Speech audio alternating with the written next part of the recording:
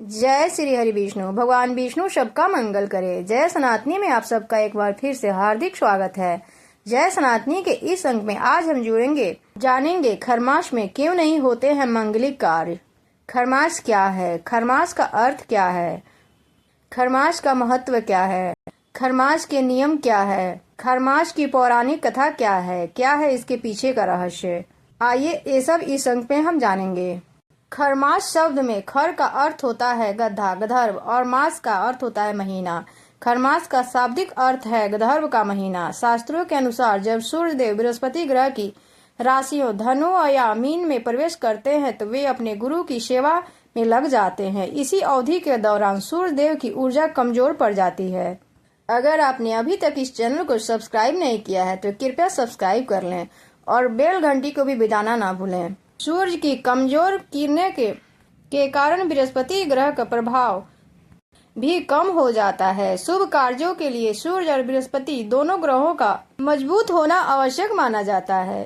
इन दोनों ग्रहों की कमजोरी के कारण मांगलिक कार्य सफल नहीं होते हैं और यही कारण है कि खरमास में मांगलिक कार्य करना अशुभ माना जाता है। हिंदू धर्म में खरमास को अत्यधिक महत्वपूर्ण समय माना गया है। खरमास इस साल 15 दिसंबर रविवार से शुरू होने जा रहा है और 14 जनवरी 2025 को समाप्त होगा। इस दौरान कोई भी मांगलिक कार्यक्रम से हमें बचना चाहिए।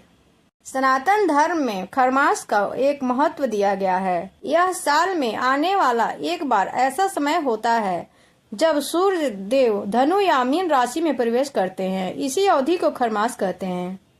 खरमास को आमतौर पर अशुभ माना जाता है, लेकिन यह धार्मिक कार्यों के लिए भी एक महत्वपूर्ण समय होता है। इस अवधि में पूजा पाठ, तीर्थ यात्रा, मंत्र जाप, भागवत गीता और रामायण का पाठ करना तथा विष्णु भगवान की आराधना करना विशेष फलदायी माना गया है। दान पुण्य और भगवान का ध्यान लगाने से जीवन के कष्ट दूर होते हैं। इस मास में भगवान शिव की आराधना और सूर्य देव की आराधना और अर्घ्य देने का भी एक विशेष लाभ होता है। खासकर ब्रह्म मुहूर्त में उठकर तांबे के लोटे में जल, रोली या चंदन, लाल शहद और लाल पुष्प डालकर सूर्य देव को अर्घ्य देने से अनेकों लाभ मिलते हैं। पौराणिक कथा के अनुसार जब सूर्य देव अपने 7 घोड़ों के साथ रथ पर ब्रह्मांड की परिक्रमा कर रहे थे तो उनके घोड़े अत्यधिक थक गए।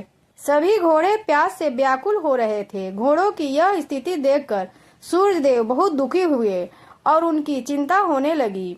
रास्ते में उन्हें एक तालाब दिखाई दिया जिसके पास 2 खर यानी गधे खड़े थे।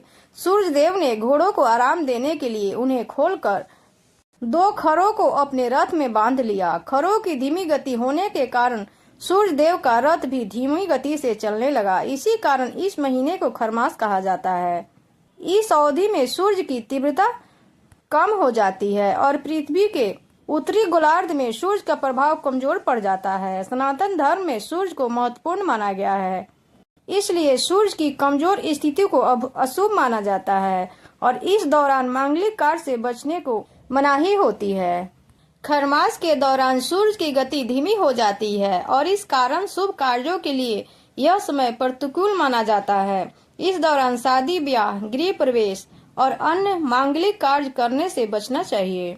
शास्त्र के अनुसार खरमास में किए गए शुभ कार्य सफल नहीं होते हैं, इसलिए इस अवधि में धार्मिक कार्यों, पूजा पाठ और दान आदि पर हमें अधिक ध्यान देना चाहिए। ज्यादा से ज्यादा हमें पूजा पाठ इस समय करनी चाहिए तथा मंत्रों का जाप करना चाहिए। इस अवधि में मंत्रों का जाप विशेष लाभकर माना गया है। इस समय हमें ज्यादा से ज्यादा सूर्य मंत्र का जाप करना चाहिए। सूर्य भगवान की विशेष पूजा अर्चना करनी चाहिए। अगर यह वीडियो पसंद आए तो चैनल को सब्सक्राइब और वीडियो को लाइक करें। ओम घृणी सूर्याय नमः। भगवान सूर्यदेव सबकी रक्षा करें।